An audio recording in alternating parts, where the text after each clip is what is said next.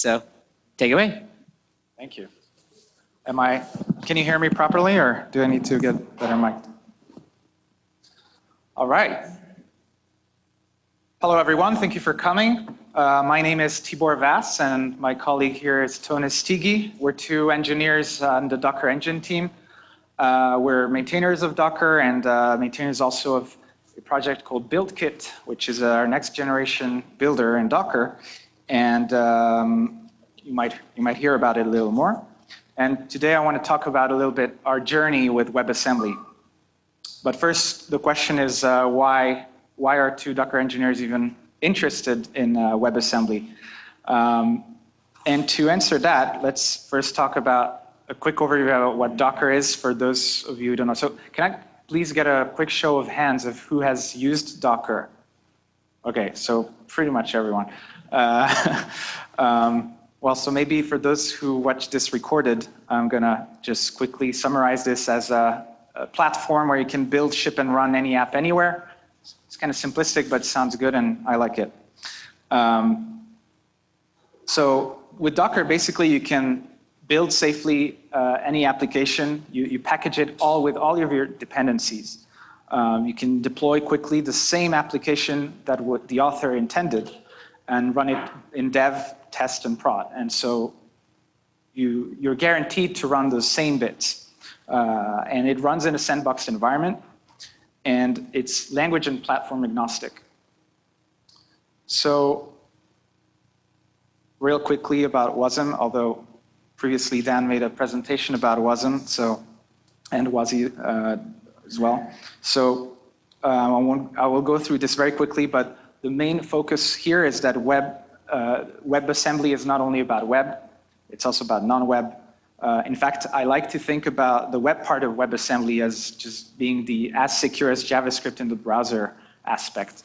Because if you think about it, when you open a web page, it's more secure to open a web page than to download any binary and run it on your laptop. So if you're able to bring that level of sandboxing to the server, that's quite interesting and exciting. What we're more interested in is the other part, the sandboxing and basically the virtual ISA that Wasm is. So one great and exciting side effect of the fact that all the languages want to run in the browser is that all of a sudden you have a very low level common layer to all the languages, which is super exciting. So it's designed for portability and security, and it's a standard. Again, WASI, I'm going to go through this very quickly as well. You saw Dan's talk, so I'm not gonna stop in a lot of times. The main point I want to make here is it's the WASI announcement that got us interested in playing even with WebAssembly. That's the motivation here. So basically, when you didn't have Wasm alone, the hello world usually is just an add operation, so you can't do much apart from heating up a CPU, basically. So you need like host functions, which is described in the Wasm spec, and the problem is the browser has all sorts of host functions, and none of it is standardized. You can have your own, what we want is a portable aspect. And so if you no longer have portability, all those great aspects from Wasm are lost. So WASI is what guarantees, because if it's a standard, it guarantees that it will be portable. So if you have all those basically syscalls that where Wasm app can rely on. So quick recap is basically Wasm maintains the promise of portability and security. So if you're interested, you can probably contribute to WASI and put a link there. And now let's talk about the intersection of both. So how similar are Docker and Wasm? Well, the most striking aspect is basically the sandbox and portability. We like to think of sandboxed as basically an app that's isolated from other apps, and it's limited in what it can access. And portability is basically supposed to work the same on any machine. It's portable. So Docker and WebAssembly actually implement this very differently. Docker uses this concept of containers. Wasm has basically some guarantees in the spec. For portability, basically Docker has multi-platform images. It bundles the dependencies, and it's quite widespread now. It's super popular. And whereas Wasm has a universal binary, it's a standard. There's a 1.0 version, and I put a little exclamation mark here for modules for the future. So the great thing about sandbox and portability is if you have those two, you have an amazing property, which is you go from a situation but it works on my machine to you can basically build once and run anywhere, which is very nice. But Docker turned 6 years old, and it's extremely popular among developers. In fact, it's the #3 platform after Linux and Windows, according to this Stack Overflow survey of this year. And Wasm is relatively new, and WASI is like 2 months old, I think. So the obvious question here is how can we learn, basically? How can Docker help the Wasm community? And in order to answer that question, you can view through this lens of these three concepts of build, distribution, and runtime, which also is reflects the kind of workflow. So let's first talk about build in Docker. Sorry, I missed. Basically, what my point here is when you want to build an application, you find, say, an open source project on GitHub, you download it, you want to build it, so you follow religiously those instructions. You have to cmake here, pip install there, and you have basically a failure. That happens relatively often, more often than we want to admit it. Yeah, in fact, my cousin just texted me this morning from Switzerland saying he's having a build problem and he's hitting some issues. So if you're watching, please listen. The core of the problem here is an inconsistent environment. You don't have the same environment depending on who's running it. So that's why you have these problems. So in order to avoid these, but it builds on my machine problems, Docker build basically allows you to build your application in a reliable way and safely without affecting your host. Like nothing changes on your host. And we have this file called a Dockerfile that's a quite simple way to describe your build graph, and it's language agnostic. It doesn't matter which language or build tool you use. Sorry.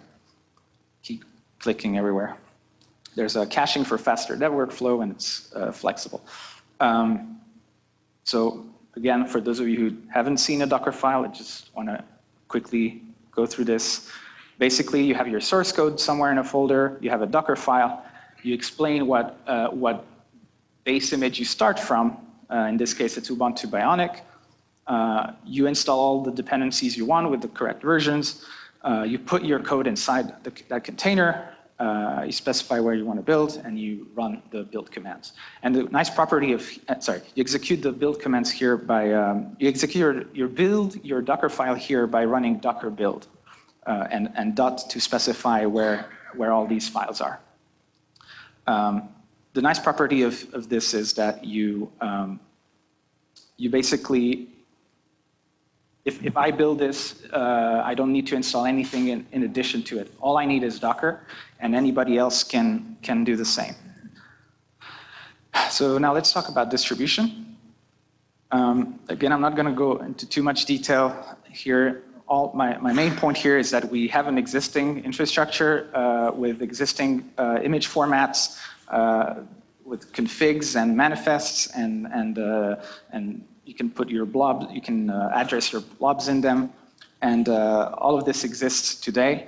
And one relevant point here is that we also support multi-platform images. In fact, I added WASI Wasm right here just for this talk.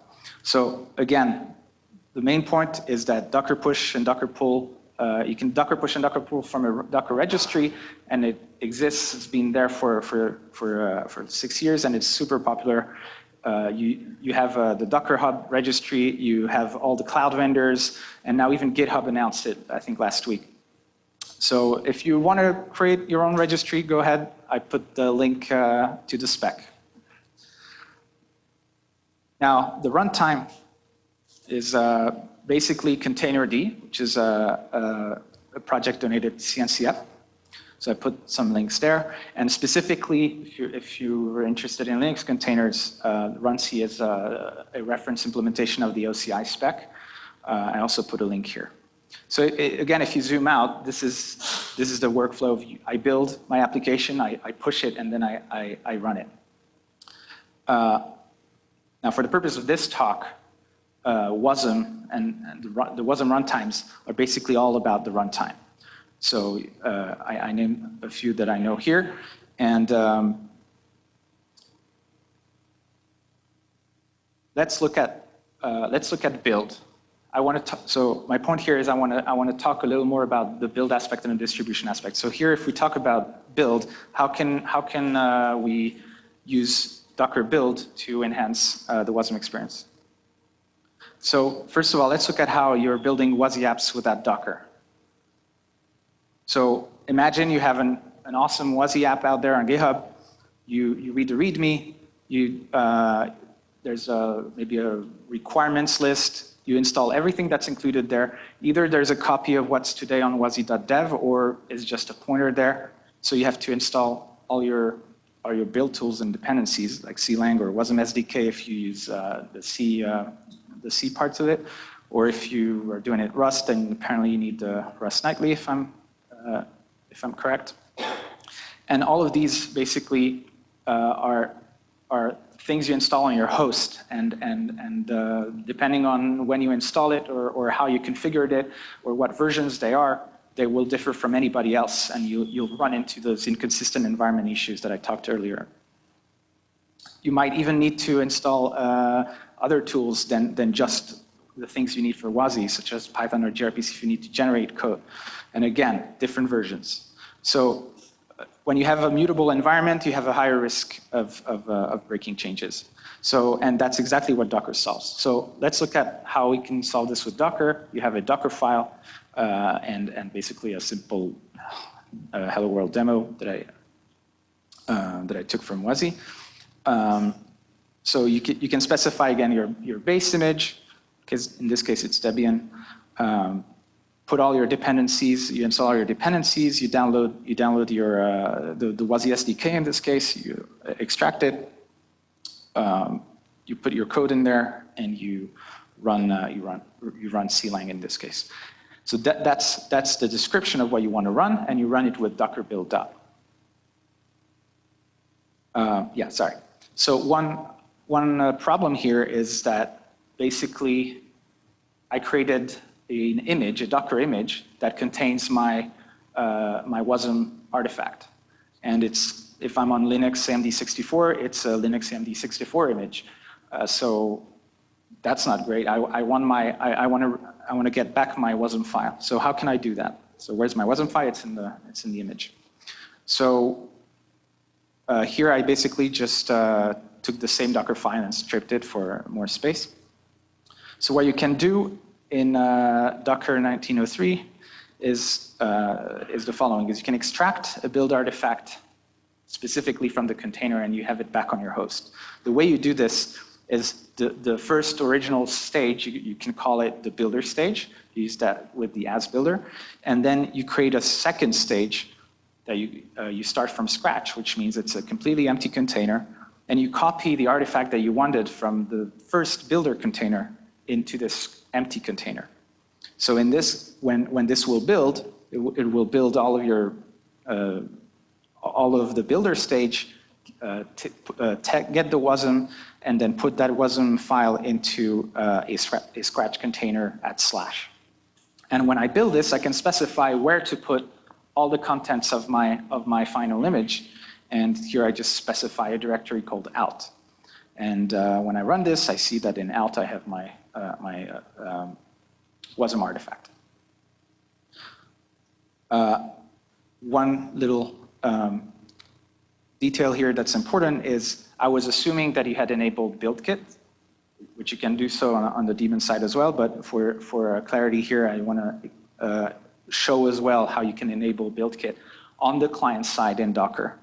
So it's an opt-in because it's the next generation builder. It's an opt-in feature. But for this specific use case of extracting a build artifact, you need BuildKit. And now I'll pass it on to Tõnis, who will talk to you about how to bring all of what I talked about in build further. Thank you.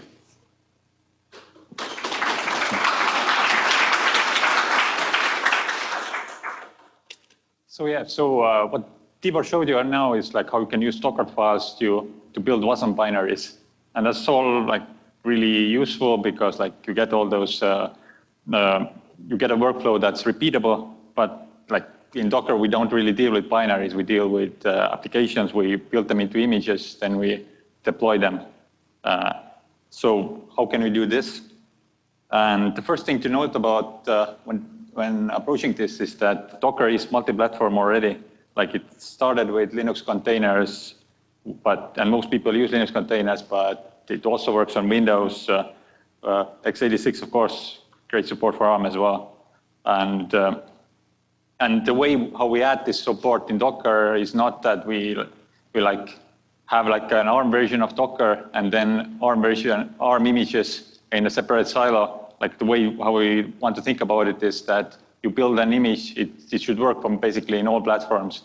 It should, you should only work with like one artifact. And I guess the question in here is like how we can add Wasm and WASI into the same mix and make them basically the same thing as far as Docker is concerned. So the way you work with multi-platform builds in Docker or multi-platform images is that when you're running this Docker build that Tibor showed, there's a flag called --platform. And so you basically specify the platform there, what you want the end result to be. And that's how build will do the right thing. And this format that it takes is basically like defined by containerd. It's basically it's just like an OSN architecture. So if we look at like what it is for Wasm, then like Wasm is pretty clearly it's an architecture. Before WASI, we were like really lacking something to what to put in the OS. So now we can just like put WASI in the same place that we would normally use Linux or Windows, because WASI is really the thing that provides this syscall interface and is the API layer that the application is targeting. And as I told you before, what we also want to do is we want to create an image that should work like everywhere. So how do you do that? And like how do you build with for multiple platforms together? And before we get started on this, we need to mention those two projects that you need to use to do this workflows. One is BuildKit that was mentioned already. So this is the next generation builder toolkit that basically our newer version of Docker build is all based on. Comes with like lots of new features that you would want to use anyway, not even if you're like not interested about multi-platforms or not interested about Wasm. And the other project is BuildX that we launched just a couple of weeks ago at DockerCon. And what this is it's a Docker CLI plugin, so it like extends the capabilities of Docker CLI with some newer and modern build capabilities. Basically, like you can see, it does like a example of what Docker build will be in the future. And with those things in place, what you can do is you can do the regular Docker build, and with when you set the --platform, you just set multiple platforms together, just like almost a perfect format. And what we will do is we will basically take your Docker file and build it for both of them, then stitch them together, and you have the final image. So how does this even work? Like, how can you, like, normally when you run Docker build, you build for your current architecture only. So the way it works is actually like there are different methods how we can make it work.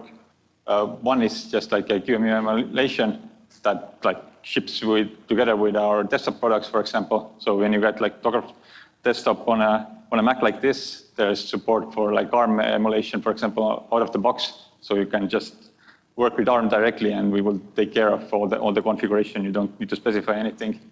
Then we support distributed native nodes. So like you can just have two machines on different architectures, and the build will just separate the request out and build on both of them, then stitch them together afterwards. And for third, we have like pretty good support for cross-compilation straight in Dockerfiles. And basically, this is how we will approach the WASI applications. Like we would definitely need to cross-compile them. So before you saw how Tibor just had like a specific version of the compiler in the Docker file that generated Wasm binaries. But like now let's look at like how can we take this further and basically natively target the values that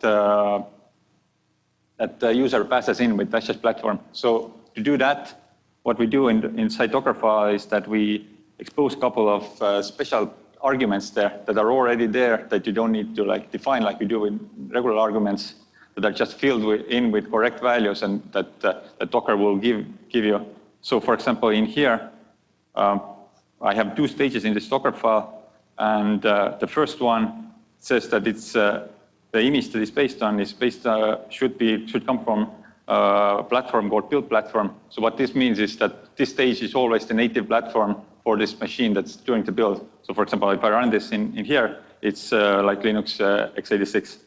But when I'm running the CLang in here, then it is already seeing something called target platform in here. And what target platform is basically the value that you provide in Dash platform.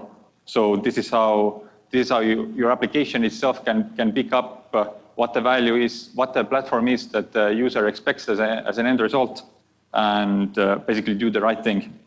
And I mean, it might be a little bit complicated because like CLang doesn't actually like understand this target platform value, for example, and there are other values as well. But for that problem, what we can do is we can just use a base image that already has all this magic built in. So for example, in here, I'm not building like an official like CLang image yet. I built actually my own image in here, and why I'm using this image is because this image already has all this cross-compilation logic in. This image can already see all those environment variables, these arguments that Docker will provide, and do the right thing. So in the end, I will just need to call CLang with the source file, and it will just do the right thing. It will either like build for my regular platform, or cross-compile to ARM, or cross-compile to Wasm. And yeah, basically that's what I just said. This is the repository where we have a couple of those base images that you can use for different languages. In cross-compilation, we have like images for Golang and C and now Wasm, of course, as well. So let's just take a look at this. So in action. So in here, I have just like a simple Hello World project. Let's make it a little bit bigger. And if I look at the Docker file, then it's actually the same Docker file that I already showed you in the slides. So it's a simple C Hello World application. What I'm doing in here is, again, like the first stage is my native platform. So this is where I'm running my CLang. I'm allowing the CLang to see this value, and just the CLang from this image in here will just do the right thing. For the second stage, I'm just like copying out whatever I built, because like I don't want to have CLang in my final image and things like that. I'm just interested about the application. And if I just look at what the application itself is doing, then it's just like a basic hello world with some extra things that I just added in here to like a POSIX-like thing to just show like different features of WASI. So like I'm reading environment variables in here, then in here I'm just like looking at what are the files in my root directory, then like writing a file, and then basically just like doing another read to see that if this file was added or not. So let's just take like little modification so we can see that this demo is actually live. And what we do now is like we just do Docker build. You can see that this is just like a regular Docker. I built an image. I can run it, and you can see that it just runs. This is just like a regular Docker workflow. So I'm running just like a regular Linux container, Linux AMD64. As you hear my files, like I'm writing a file and it appears in here. So just like regular Docker Linux AMD64 image. So now let's take this a little bit further. Let's try to build this multi-platform image instead. So I'm going to run basically the same build again. Let's give it a name as well. So let's do hello. And I have dashboard platform. And in here, let's do the AMD64. Let's do ARM one as well, just for fun. And let's do the Wasm that we're here about. And I also want to just push this image straight into the registry, because like if you're building multi-platform images, you want them to be locatable from different machines. So and I'm missing a dot in here. So this one builds. I had the cache for the image, luckily, but the build, you can see like the different invocations in here. You can see that the clang was actually invoked like 3 times in here. So these are all the separate compilations for every architecture. Then it finishes up. It creates all those distribution objects. In the end, it creates this thing called manifest list. That's like the multi-platform image. And in the end, it pushes this all into registry as well. So you can just inspect it right away. So index image tools, inspect. And so I'm just inspecting this image that I just pushed to the hub, straight from the hub, and I see that this image is for 3 architectures. So this is the AMD64 ARM, and you can see that there's like a WASI image in here now. And this is straight in the hub, like there's no like special sauce or anything in here. Like it works with all the current architecture. So let's try to run it. I already like let's do the thing that I already did before, Docker run, not hello, but hello. And see that this is the Linux AMD64 image like before. I should have an ARM machine as well in here. So yeah, so this is just an ARM node. So let's do the same thing in here, Docker run. And so in the ARM node, it will look for the same multi-platform image, but in the end, it will pull only the ARM version of it. So only the ARM sub-manifest, only the ARM binary. But it runs exactly the same as you would expect in like running Docker containers. So it's the same thing, only the platform in here now is ARM64, not the AMD64. So, but let's look back for this inspect and then like try to figure out like how can we run this thing now. And to run this thing, well, you can't run it out of the box, right? Because out of the box, what Docker will do is it will try to run a Linux container, and this definitely is not a Linux container. This is the same distribution format, but the actual binary is a Wasm binary. So, but Docker already supports different type of runtimes that it can use to actually invoking the resource.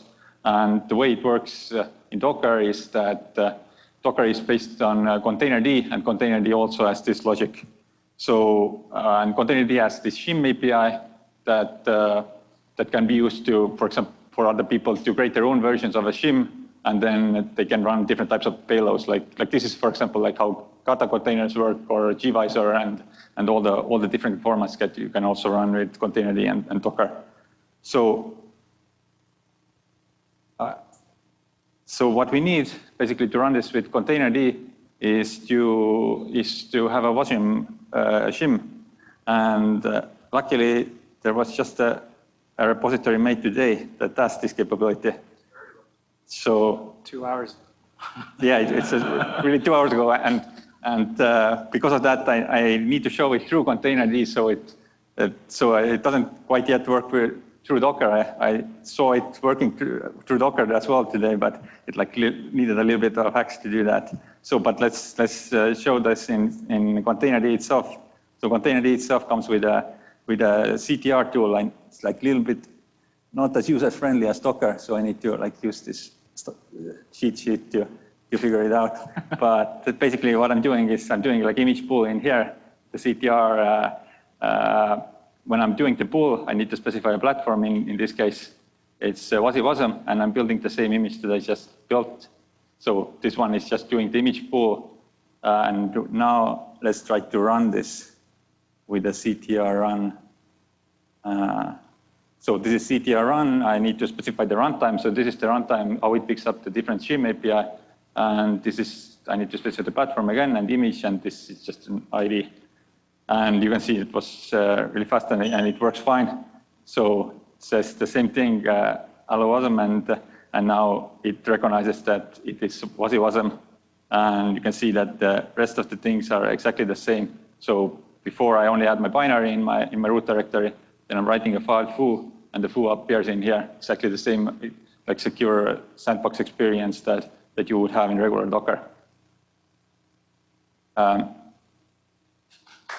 Thank you.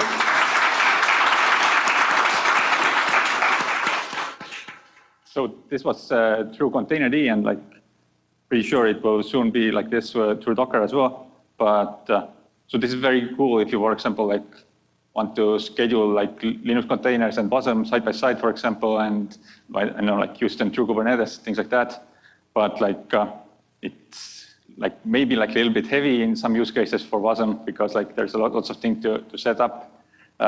For Wasm, we don't really we can just run it as a random unprivileged user, so we don't really need the daemon and containerd and all this for all the use cases. So for that one, there's this demo application called Docker Wasm. That's basically it's just a demo application that has a simple Docker-like experience, but works directly with those Wasm images that I just built.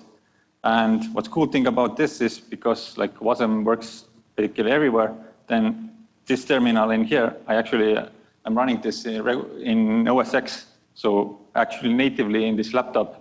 And this is something that we can't do in containers, for example, because Docker can't run containers natively on macOS. Even if you use Docker Desktop on a Mac, it's actually like running Linux in a VM. So, but in here, see what actions I have in here. I have ls to list images, and I have pool. So let's just try to run it. So I build hello. And what happened here? I just pulled the layers. It was exactly the same as you saw in the other the container demos. Pull those layers and run the same application that I just built directly on macOS, and basically it runs in anywhere where just with the help of a Wasm runtime, and you can just run it again, and you can work on with images and stuff like that. So the way this works is that we pull down the layers using all the Docker standards and Docker utilities, and then we invoke it with a runtime that already exists. So in this case, for WASI, we are actually in the end we are invoking it through the Wasm runtime. I've tested this with Wasmer as well. Works fine in there as well. so we can just make it optional. And what you can also see is that because WASI is safe, that this thing in here behaves like totally like a container. So when you're doing the open tier of root in here, even in OS X, you're like actually in this sandbox environment that's very similar to Docker container. You don't have access to like this application, although it can open files, it can like work with files, it can do like some crazy things. It's all still sandbox in this container that either Docker or this tool will provide it. And let's do a little recap. So what you saw is we built an image live for all those three architectures, push to live registry, push to hub, and we can run this image on any platform. Wasm is just a first-class platform like any other that we currently are supporting, and this is all like live. You can start building your own images with Docker and push them today. Like it works out of the box at the moment, and it didn't require like absolutely no changes in Docker code for build and distribution part. So build and distribution part is like there's nothing Wasm specific or anything like this there at all. And for the run part, like I mentioned before, there's this container shim project now next to Derek. You can find it from this URL. So if you compile this, you can use it with containerd to run those Wasm images today by specifying this runtime flag. And the plugin that I showed is in this address.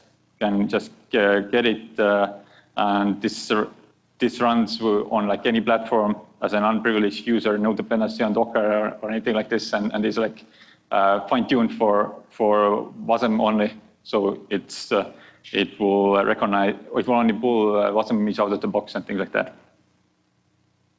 And with that, I'm passing it back to Tibor. Thanks, Tõnis. That was a pretty cool demo. So actually, when WASI was announced, Docker founder Salman Hikes tweeted this. It's a tweet about how basically Docker and Wasm could integrate fairly well and would run Linux containers and Windows containers and Wasm containers side by side, essentially. And I just find it really cool that basically the demos you saw today basically fulfill this. So that was just about it. I want to talk just a quick point about differences in portability between Docker and Wasm. Both are portable, but in actually a different way. When we talk about portability in Wasm, we mean that the binary itself is universal. It's portable. You can run it anywhere where you have the Wasm runtime running. But in Docker, basically, when your app is portable, it means it includes all its dependencies and environment and files, dependencies, etc. So I just want to point out that whatever is the future of the Wasm spec around modules and importing modules, I'm a little bit wary about the potential dependency hell that might ensue there. So just to keep that in mind. A couple of discussion topics or future work or topics to chat after. It would be interesting to think also about the process model, like how would WASI implement fork? I'm sure Dan has thought a lot about that as well, but this would allow us to basically implement a Docker exec, which in the Linux world executes a process in the same sandbox that an existing container is. And so although the processes are separate and like they all have their own memory, the file systems are shared and the network resources and all that. So how would fork work? Would that be, you would create a separate instance of a Wasm? Anyway, so that's up for discussion. And I want to talk also about bin format or binfimt. I don't know how you pronounce it. It's a not often known thing in Linux. it's basically what Docker for desktop uses to set up QEMU as the default ARM emulation for an ARM binary. So basically what this means is that when your system finds an ARM binary on an x86 machine, it goes through this bin format registration step, and it's like, oh, I recognize this is an ARM binary. Let me invoke this command and run it through QEMU. So we could do the same thing with Wasm. You could have like the Wasm on a machine, and if you set up the bin format registration properly, then it could invoke your favorite Wasm runtime to run that. So that could be pretty cool.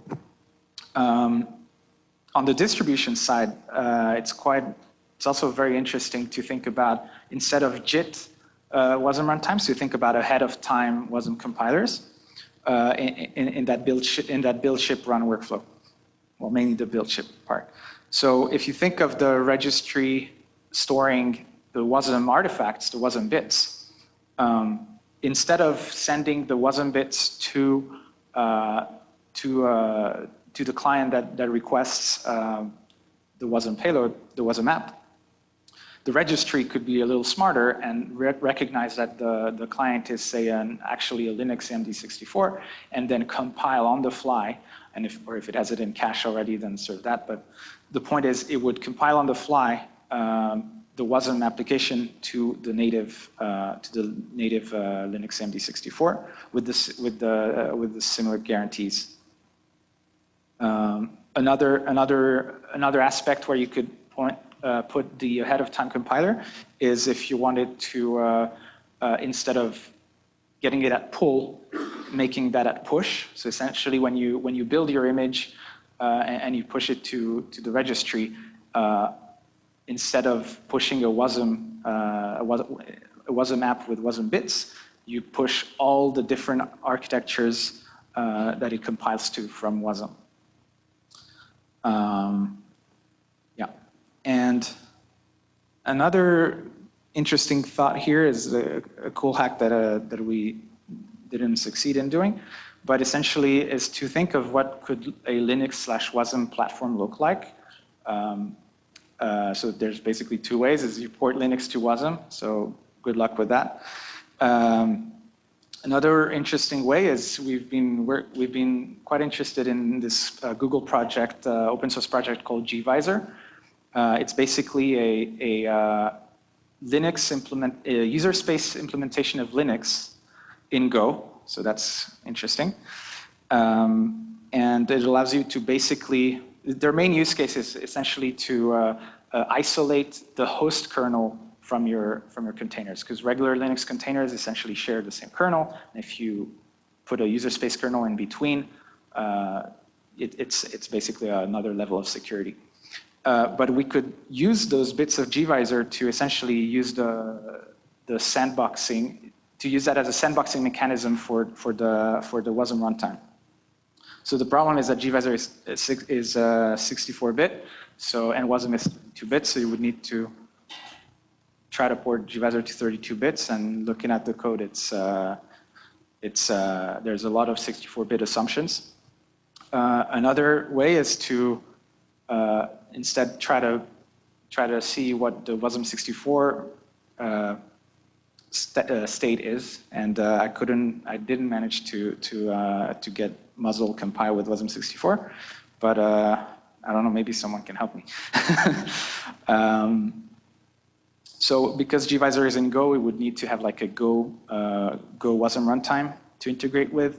Basically, when you want to like do memory operations, to use the gvisor's memory primitives. And yeah, so that's just a couple of cool ideas. And yeah, just put a couple of links here for the various things we talked about. And yeah, just a note that we're hiring. So if you're interested, feel free to contact us. And thank you very much. We're open for questions.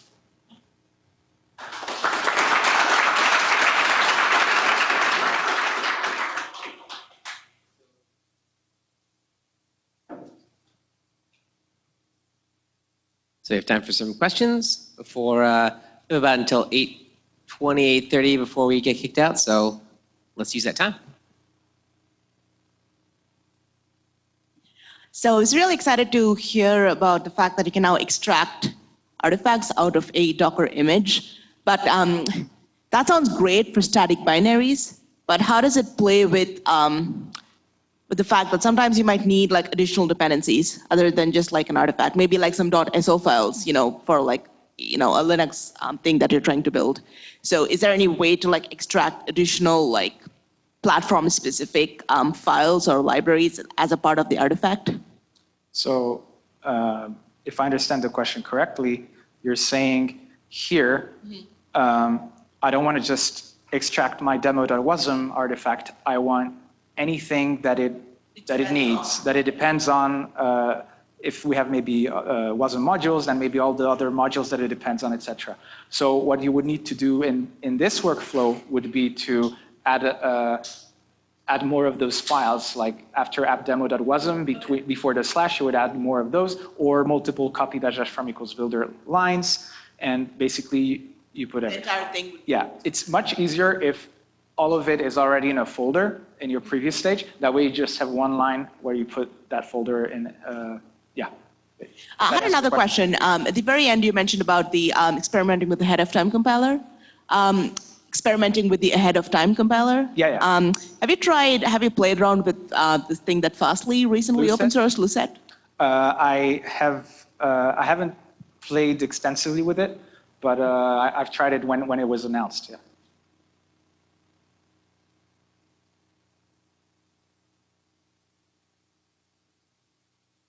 Any other questions? To me or to Tõnis, by the way?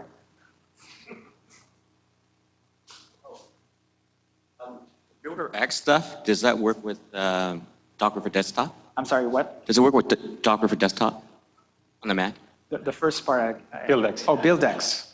Builder X.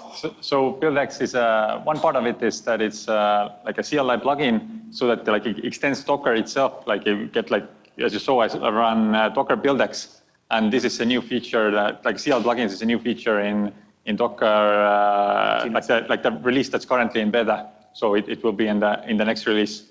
Or as a standalone, you can just use it directly, and you can basically use it in like with any Docker version as well. Like you can just. Yeah, it even works with older versions. Yeah.